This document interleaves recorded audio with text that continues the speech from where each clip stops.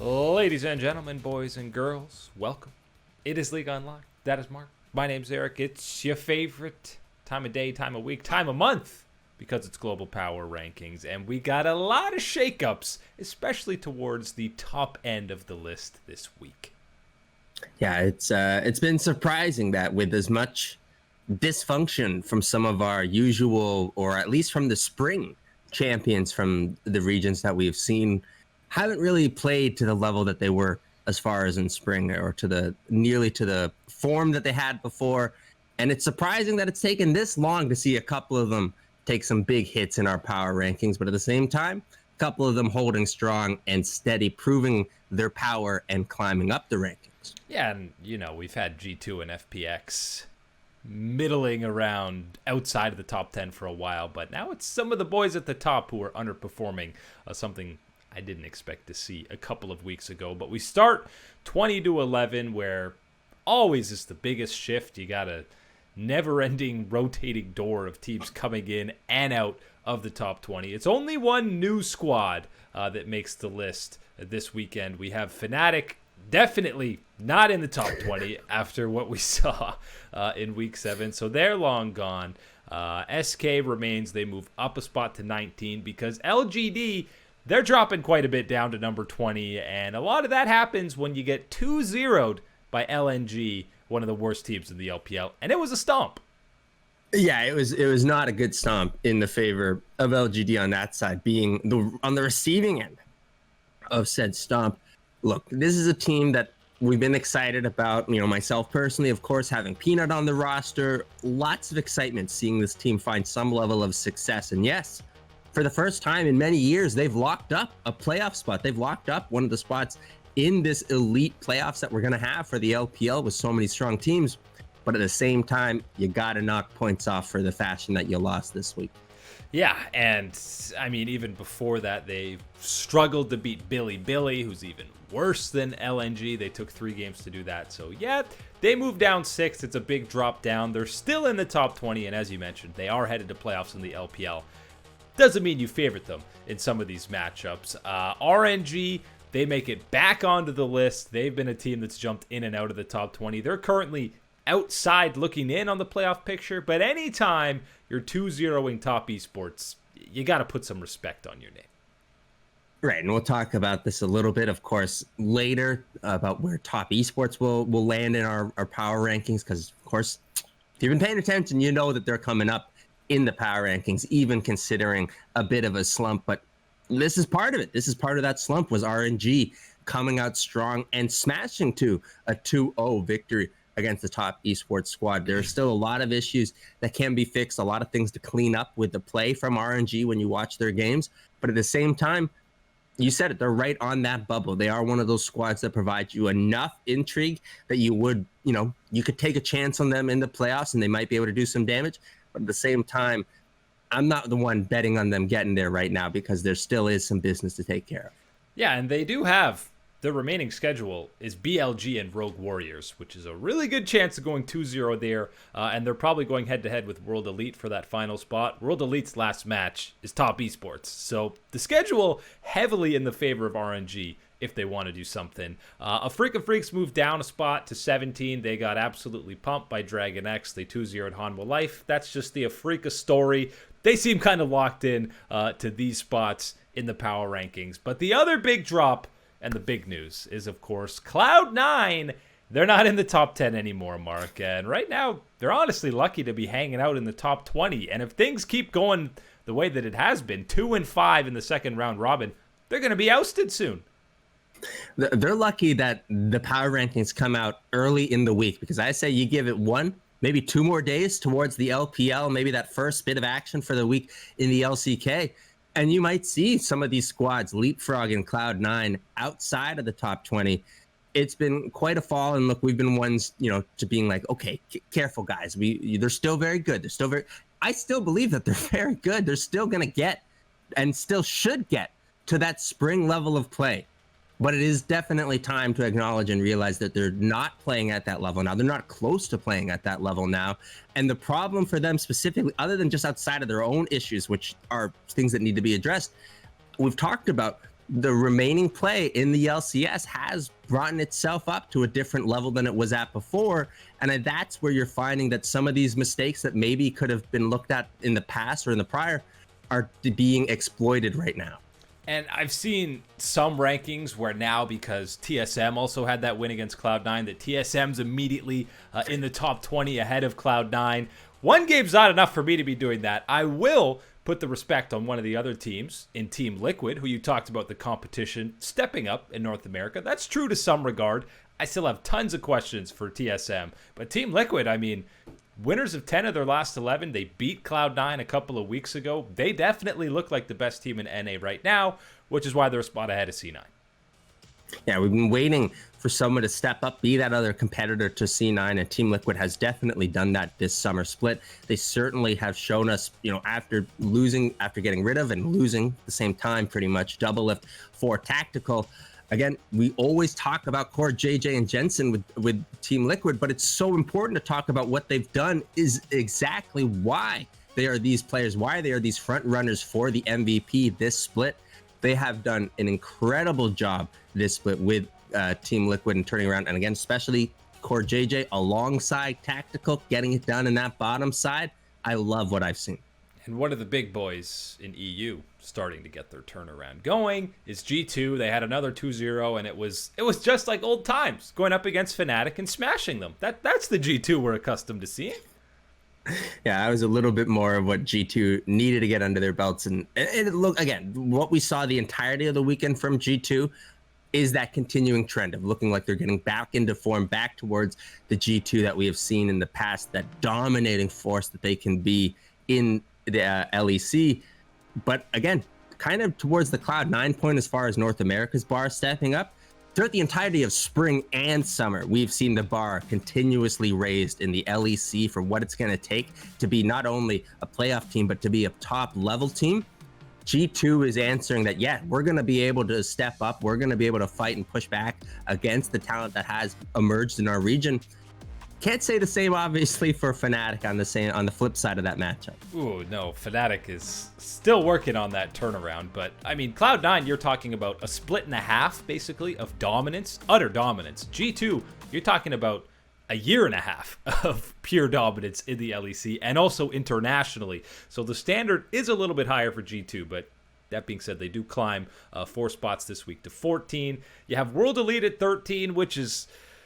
it's really a case of the other teams below them kind of slumping for the most part because they lost to OMG and V5. They beat E-Star, but don't have tons of confidence in World Elite right now. Suning only played 1 game this week. They're down to 12. It was against Top Esports. They lost 0-2, but that wasn't your typical 0-2. It was a very close series. Yeah, very, very close series. And again, we're still waiting. We want Suning to get one of these big signature victories to take down one of the best in the LPL. You might have to wait till playoffs. And that's what it looks like with the scheduling and how it's going to be for them. Is they're going to have to get in the playoffs, and they're going to have to be the ones take down one of these squads. And unfortunately for them, with no proof so far, hard to get a lot of believers on your side. One of their last matchups, though, is against the squad right ahead of them on the rankings. Fun plus Phoenix in at 11. They match up with Suning later in the final week of LPL action. And Fun plus, I mean, there wasn't a ton of games to go off of. There was only one, and they beat LGD 2-1. LGD obviously climbed down a lot, but it continues to be Gimgoon in the top lane. It's 4 wins in a row now for FPX, and let me tell you, if FPX comes in as the 8 seed in the LPL playoffs, I am terrified to match up against them. And what a nightmare it is in the LPL when you're thinking to yourself, man, we've worked hard all year, all split, and we've got ourselves a good spot in the playoffs. Who's our opponent? The reigning world champions. Maybe we should have thrown some more games to avoid them. Yeah, Gimgoon has been playing great for FPX as they've seemed to right the ship and turn things around. But at the same time, it is certainly one where you always got to be keeping your mind open, your eyes out for when Khan steps into that lineup. A player being able to play the carries for him, that is something to keep an eye on as far as a substitute for FPX, because that power is still obviously there. Yeah, it seems like only a matter of time before we'll be talking about FPX climbing back in to the top 10 of those global power rankings. One of the squads that has reached back into the top 10. And we've talked about teams jumping in and out of the top 20. We've had a lot of teams that jump in and out of the top 10 as well. And this week, it's a lot of familiar faces. And really, the only change we're talking about in 10-6 is T1. They climb back in. They do it without Faker. They had a 4-0, if you count two zeros, this week. And it was probably the two cleanest 2-0s that they've had all split. We talked about this last time with the power rankings, with the, with the big showdowns looming with Damwon and DRX. We know that those are going to be the final challenges left for T1 in this regular season for the summer split. You needed to have these level of performances, and not only level these performances, to pick up the results as 2-0s. This week was huge for the T1 squad off of the back of big performances from the young guns, and Closer and Kana were the big performers for T1 this past week. This is something that we can continue to discuss and talk about as we move into this week here, and looking at the matches that they're going to have and whether we're going to see more of Closer or we're going to get Faker back in the lineup. That is a different discussion entirely. But right now, off of the power of Closer in that mid lane, T1 climb up in our rankings again. And can we just acknowledge the youth movement that T1 has had here in 2020? You've had Kana shine as an all-pro top laner. When Elam has come in, we've legitimately discussed, should he start over Cuz? And now Closer comes in. We're not talking about him starting over Faker, but he has not disappointed in any way, shape, or form, even though he's played Zoe 3 out of 4 games. Yeah, and hey, those LCK Zoes are pretty darn nasty out there on the Rift, but absolutely he has stepped up, and it has been that young gun movement for T1. Kana stepping in, looked like he's the future for that top side, and at the same time, Closer giving you these levels of performances. Yes, no one's looking to get rid of Faker anytime soon. Of course, he's Faker, no. But man, it feels good knowing you got that extra card in your back pocket that's going to work right from day number 1 when you have to put him out there. Closer looking solid. And if you like seeing the 17-year-old phenom, he's probably got at least 2 series he's starting against Soul Prince and Team Dynamics this week before we get Faker back in the lineup.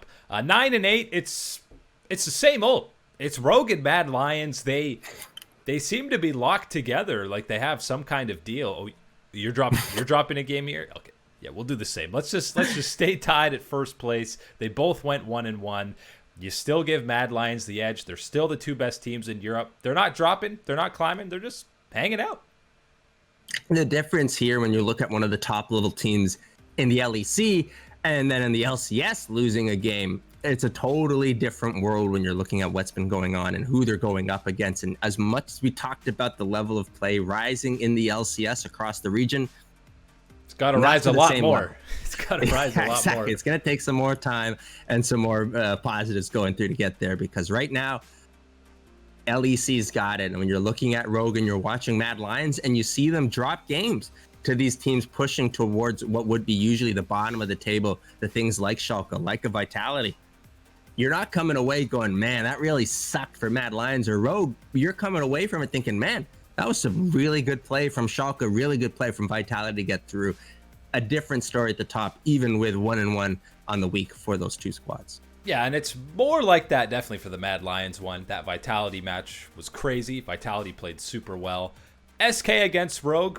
SK played well, but you get a Dragon Soul and a Baron Stolen, and come on, that's a more disappointing loss, and maybe we should knock Rogue a little bit more for that loss than the one that Mad Lions have. But either way, they're staying put at 9 and 8 respectively.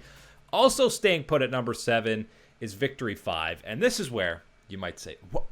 They ended JDG's win streak, 11 in a row. They should be climbing. They should be flying into the top 5. Yes, initially, that's exactly what you would think would happen, but then they got 2-0'd by EDG right after that. Yeah. Whoops. So that, combined with some of the other top 5 stepping up, and Gen G only beating Soul Prince 2-0, that's all they had to do this week. You can't knock them for that. V5 stays put, can't quite get into the top 5, but they absolutely still have the hype around them. But the EDG loss, that hurts. Yeah, they were cruising along. They had the star, the invincibility going on in Mario Kart, and as soon just they got to that EDG match, and it runs out and they hit the banana peel and spin out, and That's And just they go what off it is. the edge. They go off the map Yeah. with the banana. Off of Rainbow Road with the 0-2 against EDG. It was not a pretty one against EDG, but at the same time, it's the exact opposite in the match that they had against JDG to put together that performance and get that victory. So yes, you're looking at balancing both ends of the spectrum this past week from Victory 5. I'm still a PP believer, still believing in the squad, and Victory 5 has shown us that they're absolutely one of the teams that you're going to have to mess with when you get to playoffs. But right now, that loss to EDG, I can't push you any further in our power ranking.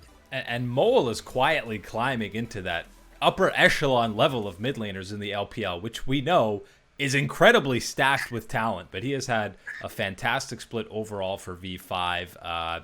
Excited to see them in a playoff match. I just hope we don't have the disappointment that we had with E-Star in spring when they had tons of hype coming in as a young squad and then completely fell on their faces. I hope that doesn't happen to Victory 5, but they're at number 7. And Gen G, I quickly touched on. They just didn't have much on the schedule this week. They stay put at number 6. Yeah, they're waiting for their big matchup against Damwon. That's the one where they're gonna look. It's a tough ask because you got to go up against Damwon. But if you want to be the very best of the best, that's the ask here at the power rankings. That's exactly what Gen G would have to do to reach into that top 5, which has eluded them for a long time. The top 5 this week and the top 5.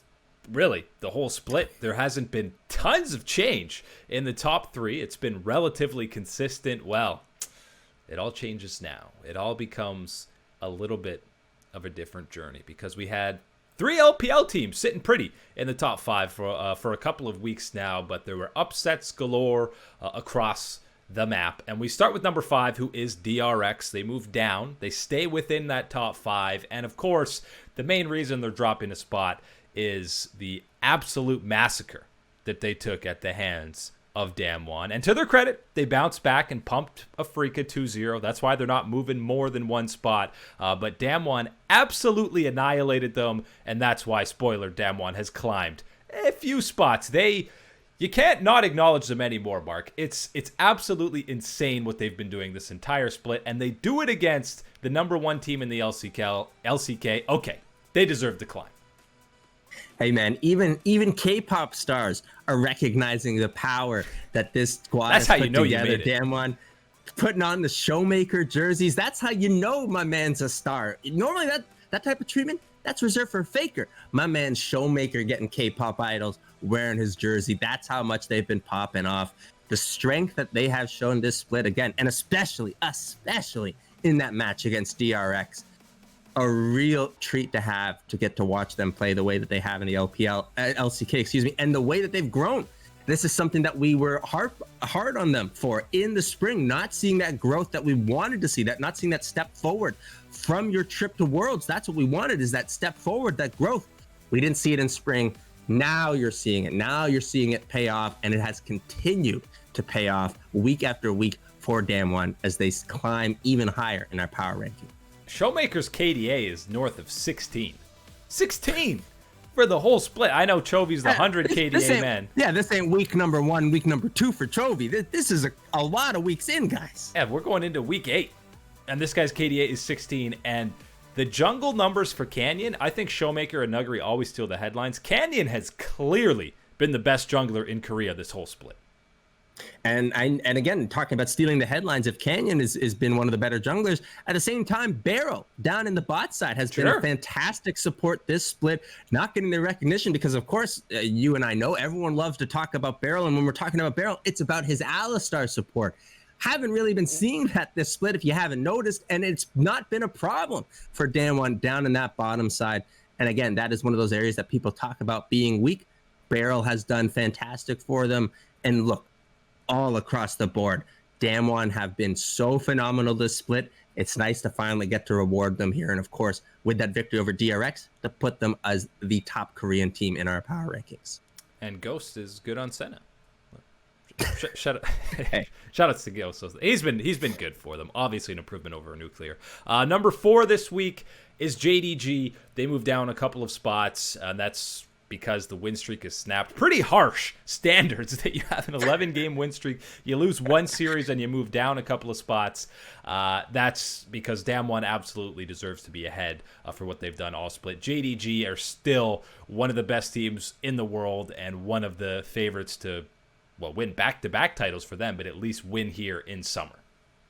Yeah, the takeaway for a lot of people should be from seeing JDG and even seeing them, suffer this loss this past week and falling down in the power rankings a little bit is that, yes, this is the answer that you've been looking for. The JDG is going to be the same JDG that managed to capture the championship in the spring split for the LPL.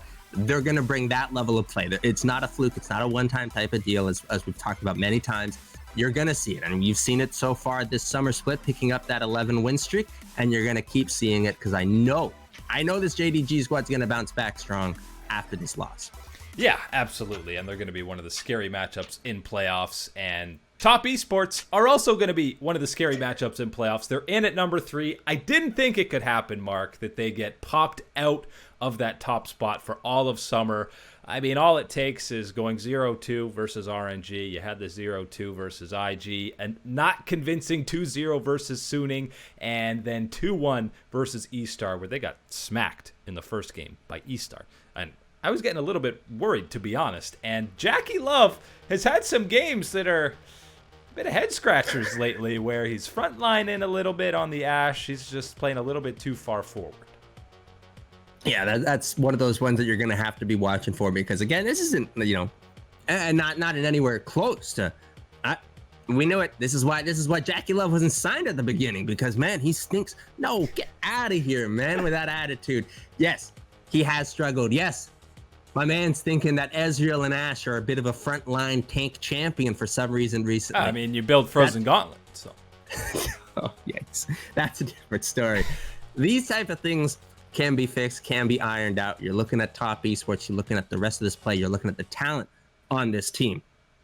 You can't not be a believer at this point in what they have, but there are consequences to your actions. There are consequences to dropping these matches, dropping them in that form. And if someone like an IG is waiting to capitalize on those mistakes, to put together their own run, to put together their own level of power, it can knock you off of that throne at the very top of the power rank. Glad top is slumping now before playoffs. I assume they'll be back on track for those best of 5s. But you mentioned it. JDG, TES all struggle. IG says, guys, we just played OMG this week and 2-0 them. What's the problem? A 7-game win streak now, the highest in the LPL. The other LPL teams falter. You got to give IG the shot at number 1. Damwon jumps over the other LPL squads. IG, they didn't really do enough to go down because they only played OMG. So they are in at the number 1 spot. Everything's working for them all of a sudden. It is all systems green and go for IG. And the top side, as we talk about, has been a big struggle a long time. The Shy isn't playing to the level that, the hype is generated from the Shy and what that name had been in the past year. But he's certainly playing at an elite level again. Ning is playing fantastic. Rookie is, of course, always your star shining carry in that mid lane. And then when you're looking even at the bottom lane for IG, they're getting it done, holding things steady. They are your number 1 teams in the power rankings, the number 1 team in the world. And the number 1 team in our hearts right now. That's it for League Unlocked. My name's Eric, here with Mark. Thanks for hanging out. We'll catch you guys on the Flippity Flop.